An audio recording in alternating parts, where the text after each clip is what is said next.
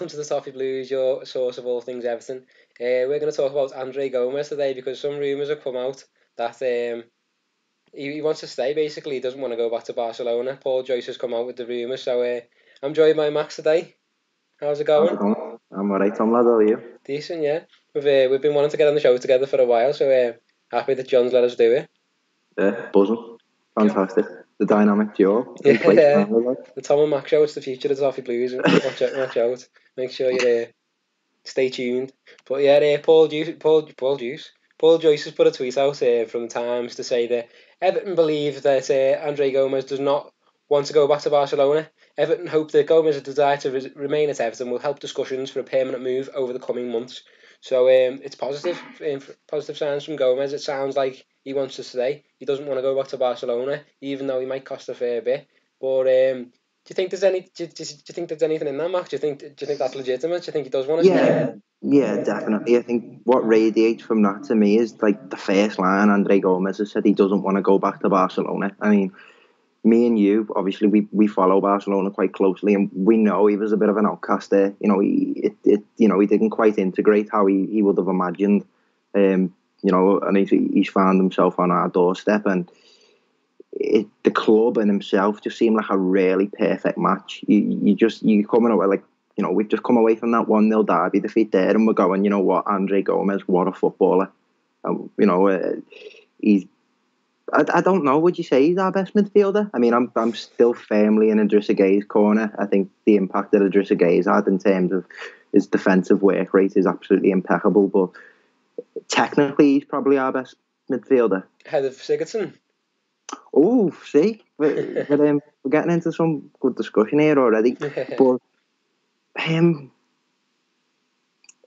an interesting one, isn't it? Because obviously you put Gomes a bit further back in the three. We haven't yet seen Andre Gomes play that a central attacking midfielder. But I don't know.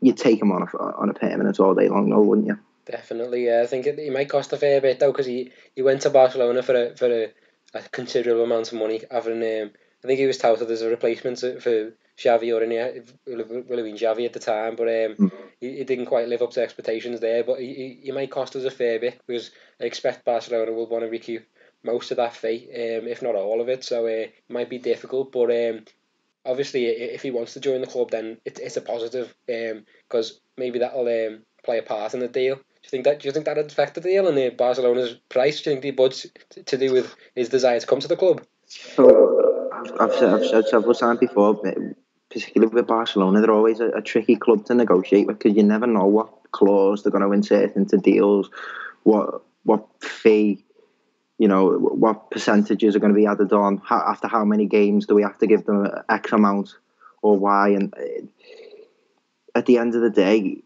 I think we're in a position now where if we want to, if we want to reach this European elite level, we need to just puff our chest out and accept this is the price tag of the quality of player that we want to acquire.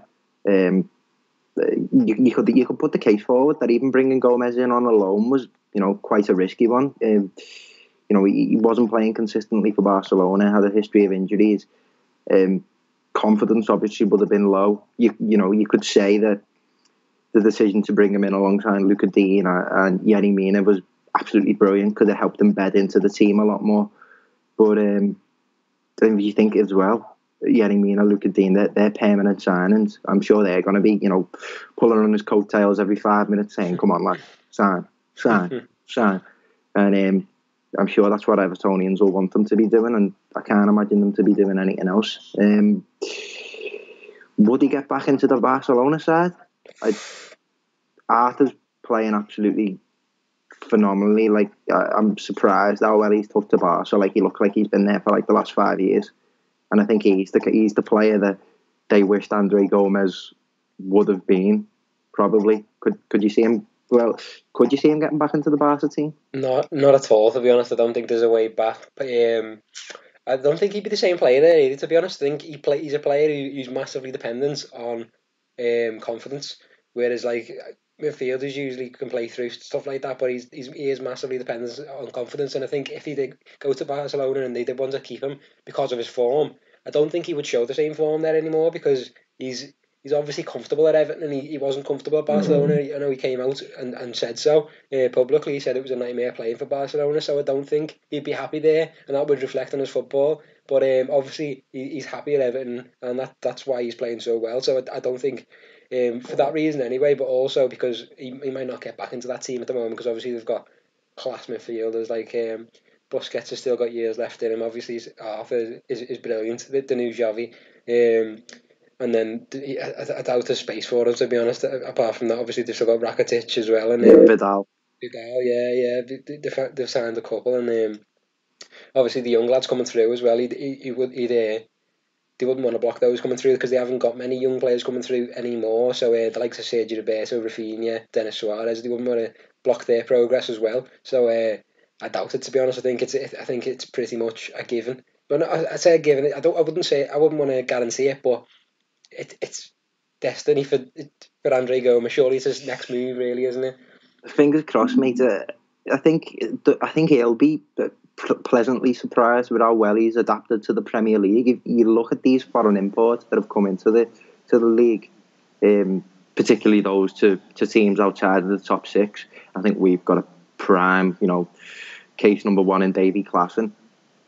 They may struggle and they may be able to adapt, but obviously he had that injury setback that he's had to overcome, and he's just taken to this league like a duck to water, hasn't he, really? And he looked like he'd been playing in the league for years, which, as I say, it will have surprised him. It certainly surprised us at how well he can handle himself, both physically and technically. He looks so comfortable in this league. You come out of the games, for example, against the likes of Chelsea, Man United and Liverpool, and you're like, he's one of the best players on the pitch when you put him up against the big boys. So, you fingers crossed it'd be Everton that he'd come to. That certainly, I think there's certainly going to be competition just for his signature. But if you look at what I said this before, but you look at what Dortmund have done with Paco Alcacer, they got him on loan, and already they've signed him down on a permanent deal, getting that out the way. If we could do that, that'd be lovely. I mean, it may, as you say, it may cost us quite a fair chunk, upwards of 40, 50 million, I'd imagine, but I think when he's proven so valuable to the team, he's got to be really high on your priorities.